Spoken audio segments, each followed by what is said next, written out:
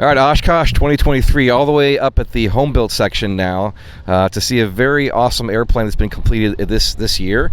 Bearhawk booth, Bearhawk 5, which is a 6-seater, and Virgil here is the first customer built 5 and flying. So Virgil, introduce yourself. We'll talk about your airplane. Yeah, so I'm Virgil Irwin. We built this airplane in Oklahoma. Took about 18 months of building, waited for an engine for 6 months, and about 2,000 hours of build, and there's a lot of custom stuff on it. And so we basically built this airplane to go do work in West Africa. So it's a purpose-built workhorse, and I'm loving it so far. All right, so being that you're the first customer built one, you probably had to go through a learning curve just like everybody else does, but what was some of the challenges and maybe some of the more exciting parts of building a 5? Yeah, so first it's probably it's a big airplane. So the idea of you got to flip a fuselage over once you get parts in it. It's kind of a 2-man job. Putting wings on is a 4 or 5-man job. Yeah, I was going to ask you if you have to get a CDL license to fly this. No, you don't, but it is a big airplane. It takes about 1,000 or 1,200 pounds of sandbags to flight test it, and so it's just a big airplane. But overall, the Bearhawk kit's really complete. It's a good kit. But if you know sheet metal, and you know fabric, it's really nothing complicated. But it's a big airplane. There's a lot to do. So. And this isn't your first airplane that you've worked on or built. You're actually an A&P, correct? Yeah. So I've worked on a lot of airplanes, and everything from little Super Cubs to jets and stuff. So not the first airplane to work on. It is my first build. So there's like anybody, I had to learn a lot to do it. So sit around and read a lot at night and all that kind of stuff. So where's a good place to start in the construction? A lot of people say immediately start with the fuselage because everything is in the fuselage, to pour into that. And others say start with little parts, especially as a first-time builder. But in reality, would you say this is a first-time builder airplane, or?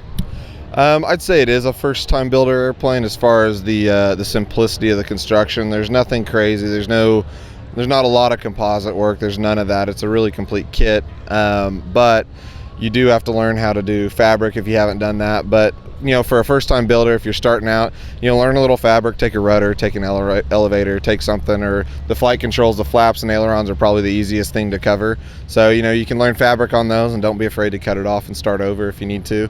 But yeah, I started on the fuselage, good place to start, and then you can go into the wings. The wings are really complete. But if you do the fuselage first, you can figure out all your systems and get all your wires run ready for your wings, and then start on the wings later. So you can build one of these in a small garage. A single car garage would be pretty tight, but you could do it if you have somewhere to store your wings or your fuselage when you're doing one or the other. I'm going to jump around a little bit in questions, but being that this is a 6-seater, and looking at aircraft of yesteryear, some of the older Cessnas and so forth, we were lighter pilots, and 4-seaters weren't really 4-seaters. Is this truly a 6-seater? Can you carry some real weight in it? Yeah, so this is, it's a real 6-seat airplane. This one ended up with 1340 on useful load. Some will be more, some will be less. I think the light ones of these you'll see in the 1550 range empty with 3,000 gross. So I think you'll have 1450 to, you may come down to 1350 or 1,300 pounds on useful. But it's a real airplane. You can put 300 pounds a row, and you're still in CG, and you still have room for bags and weight. So I've had 4 250-pound guys in the airplane, and it still performs. It still does well. So on the flip side of that, if you take the seats out, which I assume that the seats are removable, how big of an item can you put back there? Can you put like a 350 Chevy engine back there, or? Oh, you can fit that easy. We'll be doing a lot of cross-country runs in Niger in the desert where we're running, and basically a lot of the reason I bought this airplane is you can fit the Cassia 125 motorcycles in the back of it. So we'll be doing a lot where we'll fly one of our workers out with a motorcycle. We'll unload the motorcycle and them, and I'll fly home. So you can put a motorcycle and a guy in it and enough fuel to go 1,000 miles, and away you go. Nice. So moving forward to the forward on the airplane, obviously this is going to require a little bit more power to get all this weight into the air. And what did you choose for an engine? Yeah, so you have a lot of options on engine. Your small engine's going to be like a 260 horse engine, all the way up into the big angle valves. There'll be some guys put 350 horse motors on these. We had a requirement to run on auto fuel, so that kind of limits you on your engine choices a little bit. And so I went the way of a little bit lighter engine. It's a parallel valve. But it's running EFII and a bunch of other stuff, and so basically it's about 290 horse on 91 octane auto fuel. Awesome. Okay, and to apply all that power to the air, what are you running for a prop? And I assume it's in-flight adjustable. Yeah, so this one has a Cato constant speed. Nobody really knows Cato makes constant speeds, but if you call them, they will make you a constant speed. It's the lightest 3-blade constant speed on the market. So it's about 48 pounds, and it's a three-blade 82-inch constant speed. And it pulls really hard. It's a great stall prop, but at the same time, you can dial it way back and cruise, and it's pretty efficient so far. So. All right, let's talk about the fuel system for a minute, because obviously you're going to be burning some fuel, and you're able to do long distances. So this should be like a tanker truck, essentially, right? Yeah. So this airplane has mains and auxes. The auxes are placarded at 27.5, and the aux tanks are 9.5. Mains are 27.5. You can squeeze if no air gap. You can squeeze about 80 gallons in the wings. And then additionally, I've got a bladder that goes in that belly tank, in that belly pod. That's another 40 gallons. So I can tanker 120 gallons of fuel at altitude with the FII. That's over 1,500 miles. So you'll be putting some of these big boats to shame at the pump when you go to top this thing off. Yeah, it'll really run up a bill pretty good. That being said, what are you expecting, or what are you seeing so far on gallons per hour? On heavy climb outs, because you're doing a lot of testing obviously with that, and cruise. Yeah, so wide open throttle climb out, you're going to be 24 gallon an hour, 25 gallon an hour. So it'll burn the fuel down doing that. But as far as cruise numbers are concerned, I usually dial it back. So coming out here, I just dialed it back to an eco cruise. It's 50% power. And I was doing 9.5 gallon an hour at 135 mile an hour true, and that's on 31s and all that. So, and that had 1,000 pounds in the airplane.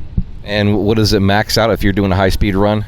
Yeah, so down low, if I'm wide open throttle, I'll see over 140 mile an hour. 24 square, I'm going to see about 135 down low. And then, as you go up, that true airspeed comes up. So you can true out at 155 pretty easily with it at altitude. We are partnering with great companies like Dynon Avionics at Dynon.com, Airtech Coatings at AirtechCoatings.com, Clemens Insurance at ClemensInsurance.net, South Mississippi Light Aircraft at FlySMLA.com, Foxtrot 95 Calhoun County Airport at FlyFoxtrot95.com, Edge Performance at EdgePerformance.no. Take a moment to go visit their websites at the links found below in the description of this video. And visit our website at ExperimentalAircraftChannel.com for events, our video library arranged in easy-to-find playlists on specific topics, and so much more.